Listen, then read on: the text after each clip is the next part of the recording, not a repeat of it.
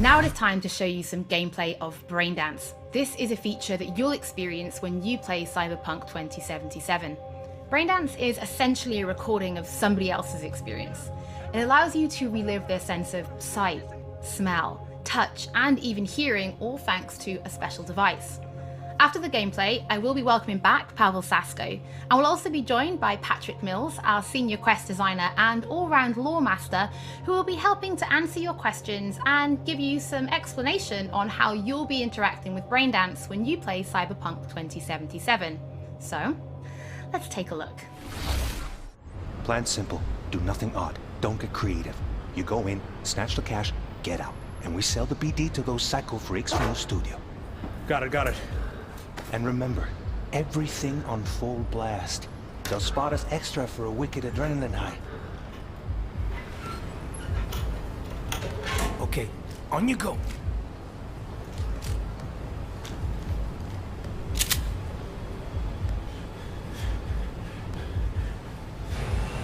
Down! Everybody! On the ground! I want to see you kissing the flooring! Money! Now! Or I will fucking drop you, I swear to God! Well, yeah, hey... now! Before I blow your fucking head off!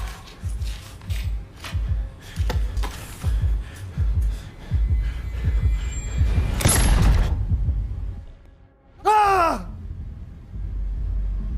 Slow, deep breaths. Your cortisol and adrenaline spiked, but the soft activated your hormone blockers. Nothing happened. You're alive and well. That was... too much. Could feel the guy's pain, his stress, his hope. Hope wrapped up in something else. Mm-hmm. Probably took a booster just before. You'll be fine.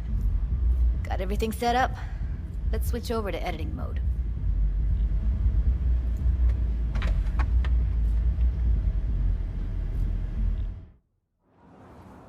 I'll sever the link to the BD Roller's sensory array. You'll be able to look around freely. Whole scene's yours. Full cam control in analysis mode, so move around, zoom in and out, whatever else you come up with. Think of it as your own little sandbox. So, analysis mode, you control playback. Can even pause when you feel the need. Then you use the editor console to unpause. Try it. Plan simple, do nothing odd, don't get creative. You go in, snatch the cash, get out, and we sell the BD to those psycho freaks from the studio. Got it. Dream as hell, right? Well, that's not all. You can speed things up or rewind, whatever you like. Give it a try. Rewind, roll it back to the top. Can I? All good, neat. Now try fast forwarding a bit. Plan simple, do nothing odd, don't get creative. You go in, snatch the cash, get out. Okay. You can also reset the recording. That'll take you right back to the beginning. Try it.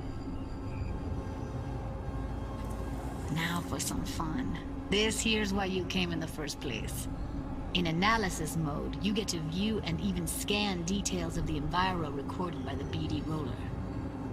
Focus on the heat, the gun this gonk gets from his buddy at the beginning. Now scan it.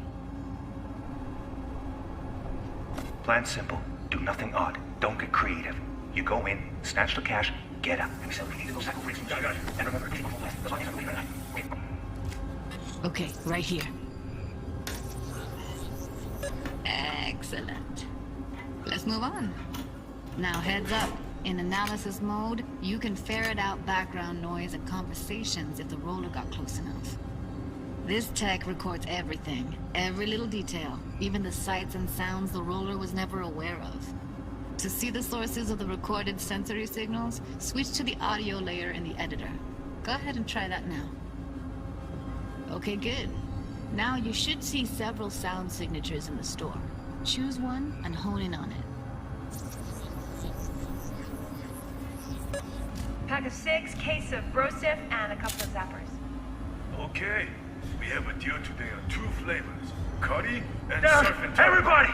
On the So, any thoughts? Unbelievable. Seriously, like what's happening right next to me.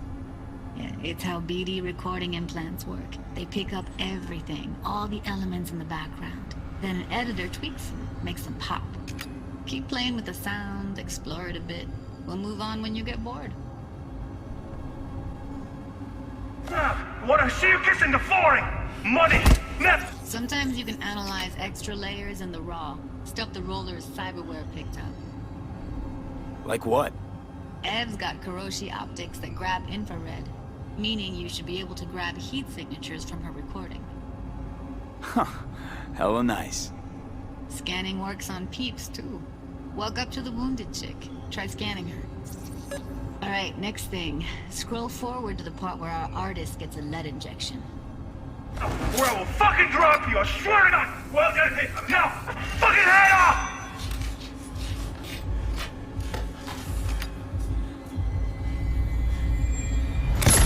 See that? They shot him and he never saw it coming. But you will. Here it comes. My favorite part of the game. See the blinking thing over the entrance? Surveillance cam. Must have caught our shooter. You'll see in a sec. Cam feeds to the screen behind the clerk. Roll back to where the screen's in the kid's field of vision, then scan it.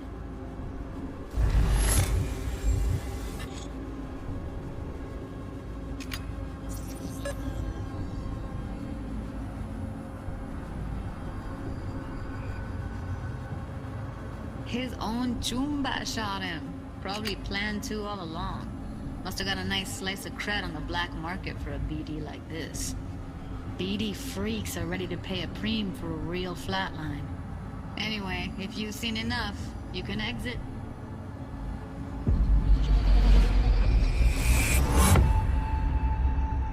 Yeah, it's impressive, right? It's too bad most of the BDs we do here are only good for flogging the log. So Braindance is a pretty big part of the Cyberpunk universe. It's not just something used for adult films. There is an awful lot to it.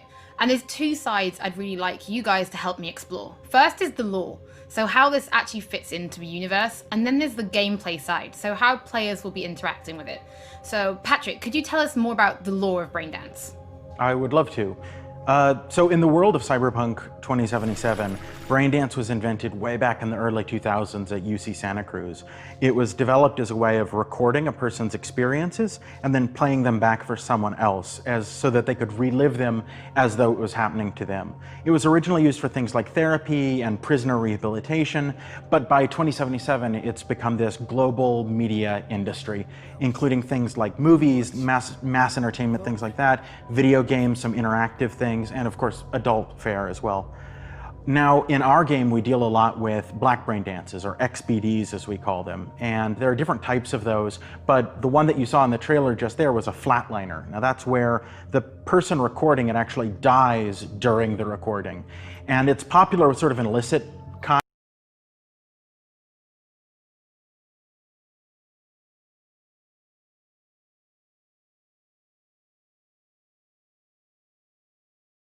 kind of a thrill, but a mercenary can also use them for various things, and you'll see that in the game, of course. And from the gameplay perspective, we have been working a lot throughout last years trying to figure out the best way how to use the Braindance in the game as a mechanics.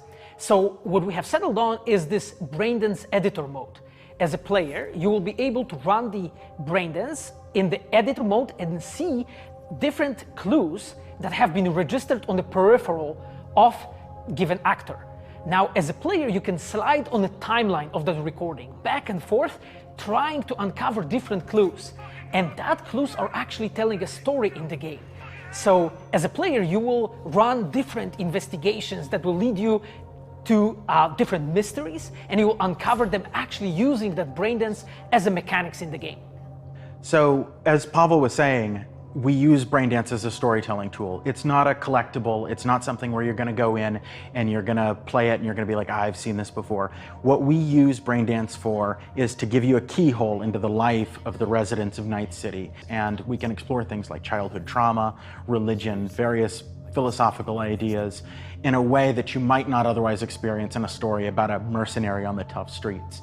So we've tried to talk about some of the aspects that we think the community will find really exciting, but you know, while you're both here, I'd love to know, what is it about Cyberpunk that you guys are really excited for? Patrick, why don't you start? So one of the things that I'm most excited about in this game is the characters and the way they interact with the world. We've got this really interesting world that stretches all the way back to the Cyberpunk 2020 source material and all of these events and all of those things, but those don't mean anything unless they connect with characters. And so when we come up with a character, we start with their function. What is this person? What do they do in the story? But we don't stop there. We go back and we figure out what was their childhood like? What was their upbringing like? What kind of obstacles did they face in this harsh reality, and did they overcome them? And how did they overcome them, or did they not overcome them, and why? And you can see all of those things in their environment, in their dialogues, in sort of how they operate in the world. And we come up with that for all of our characters. Now you look at someone like Victor Vector, and you're gonna see stories about his past in his environment and in his dialogue. You know, we come up with that stuff even if we don't use it in the game, because it helps inform us as to who these characters are. And for me, I would not be myself if I would not say that I'm the most excited about our quests. Like with our Witcher 3 team, with Patrick and like everybody that has stayed with us since the Witcher 3 time, we really have grown so much. We have learned so much, and we have used all that experience to put them into the quest that we have made. And you will not find really a filler in this game. Like everything has a meaning. Like we put so much effort into making sure that everything is rewarding, is interesting, is talking about characters, as Patrick said, is talking about worlds, is talking about emotions, like touching the player in a really, like a real way. And I just can't wait to find out what you think. Pavel, I know you mentioned story and quests and writing quests, and when I was last in the studio, I had a look and I saw a notebook on your desk, and I would love for you to show everybody this notebook. Okay, Holly, I mean, you asked for it. So this is my notebook. It says Salsa Quest Designer. The reason is because I dance salsa, and I'm a quest designer, so you know. So I started this notebook actually when we were really starting Cyberpunk. At the very beginning, I wrote like a first note, and it says pretty much something along the lines of that we were starting with a prototype.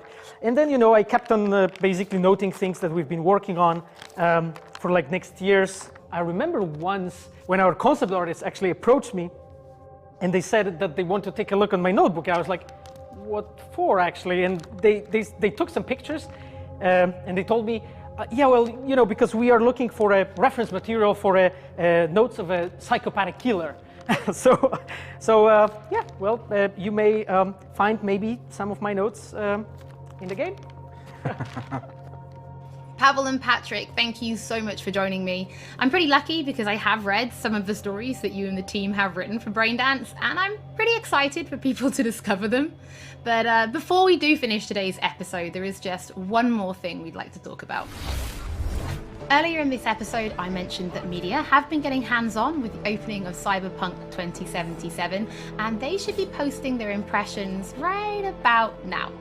And if you missed anything from today's episode, don't worry, we'll be uploading everything to our channels very soon. And finally, on behalf of everybody at CD Projekt Red, we just want to say thank you so much for joining us for this, the very first episode of Night City Wire. But don't worry, we'll be back with episode 2 in just a few weeks. So, we shall see you soon.